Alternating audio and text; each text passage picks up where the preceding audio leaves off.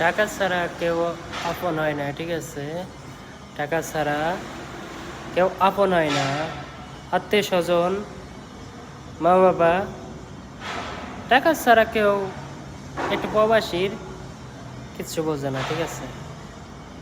মাস শেষে একটা মাস শেষে যখন স্যালারি পায় একটা প্রবাসী, সে এখন ঈদের থেকেও খুশি থাকে। আর যখন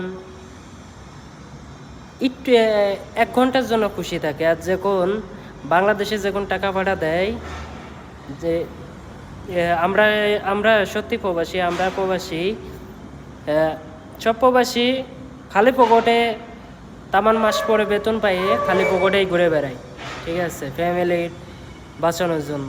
ওকে, ফ্যামিলি বোঝে না, সবাই মনে করে প্রবাসী টাকার মেশিন। আমরা টাকার মেশিন হইলে আমরা নিজের জন্য করে সব কিছু করতাম, ফ্যামিলির জন্য কিছু করতাম না। বুঝতে পারছো? ভালো থাকতেন, আল্লাহ হাফেজ। আর আমার ভিডিও জাস্ট সামনে পড়বে, লাইক কমেন্ট শেয়ার করে দেবেন। আল্লাহ হাফেজ।